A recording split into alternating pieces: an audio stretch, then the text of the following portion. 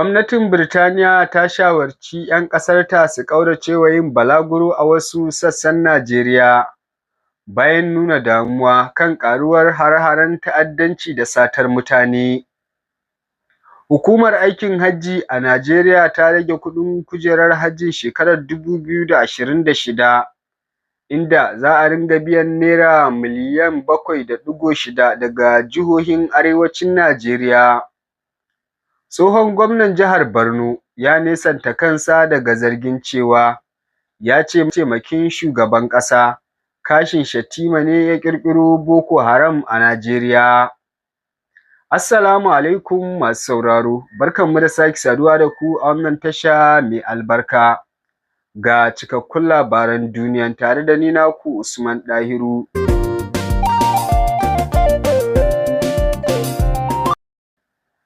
Gwamnatin Birtaniya ta shawarci ‘yan ƙasarta su ƙauracewa yin balaguro a wasu sassan Najeriya bayan nuna damuwa kan ƙaruwar hare-haren ta'addanci da satar mutane. Sanarwar da gwamnatin Birtaniya ta fitar a shafinta na intanet a ranar Lahadi ta ce matsalar tsaro na ci gaba da ƙaruwa a Najeriya, kuma satar mutane da aikata laifuka da rikicin ƙabilanci sun shafi dukkanin sassan ƙasar. Wannan na zuwa ne yayin da gwamnatin ta ce alƙalamunan da ta tattara sun nuna ana samun nasarar shawo kan matsalar tsaro da ta addabi sassan ƙasar da sama da kashi 80 cikin 100. Gwamnatin Najeriya ta ce alƙalamunanta na shekarar 2025 sun nuna ana samun sauƙin hare-hare da ake kaiwa da satar mutane. Yanzu ba a satar mutane kamar baya da ake satar mutum sama da 200 lokaci guda, kamar yadda Abdulaziz, ɗaya daga cikin masu magana da yawun shugaban Najeriya, ya shaidawa manema labarai cewa gwamnatin Birtaniya ta shawarci ‘yan ƙasarta da su yi taka tsantsan wajen tunanin yin balaguro zuwa sassan Najeriya.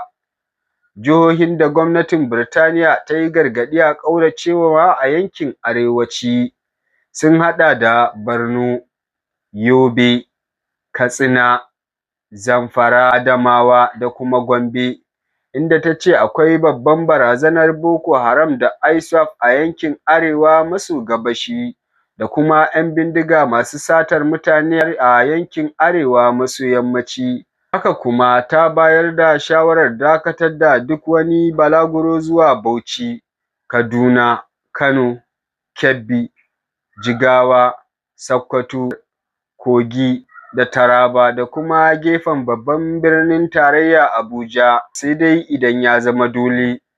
An shawarci ‘yan Birtaniya su taƙaita yawo a Abuja, babban birnin Najeriya, inda gwamnatin ta ce ana iya samun zanga-zanga da kuma hatsaniya da za ta iya haddasa tashin hankali. Gargaɗin ya ƙunshi har da wasu jihohin kudu maso gabas da kuma maso yammaci, inda aka shawarci ‘yan Birtaniya su ƙauracewa jihohin Delta, Bayelsa, Rivers, Akwa Ibom da kuma Cross River saboda ayyukan ‘yan bindiga masu fafutuka a yankin Niger Delta. Gargaɗin Birtaniya na zuwa ne bayan barazanar shugaban Amurka Donald Trump na ɗaukar matakin soja a kan Najeriya saboda zargin da ya yi ana kisan Kiristoci, batun da ya ja hankali a Najeriya da ma duniya baki ɗaya. Gwamnatin Najeriya ta musanta iƙirarin Trump, tare da cewa Musulmai da Kiristoci ake kashewa a hare-haren ‘yan ta'adda ba tare da bambancin addini ba. Hukumar Aikin Hajji a Najeriya ta rage kuɗin kujerar hajjin shekarar 2026, inda za a biya Naira miliyan 7.6 daga arewacin Najeriya, sannan kuma jihohin Adamawa da Borno za su biya Naira miliyan 7.5. Shugaban hukumar NACO mai tsara aikin hajji Farfesa Abdullahi Saleh Pakistan ne ya sanar da hakan daga can ƙasar Saudiyya. Ce rage kuɗin hajjin ya koma haka ne sakamakon umarnin shugaban Najeriya na sanar da rage kuɗin da kuma tattaunawar da suka yi ta baya-bayan nan da kamfanin Saudiyya.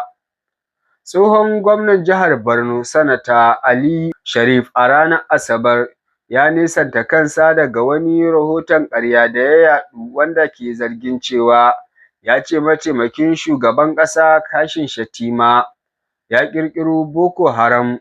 Ya bayyana wannan labari a matsayin ƙirƙirarren rahoto da ke da manufar haifar da rikici a yankin arewa maso gabas.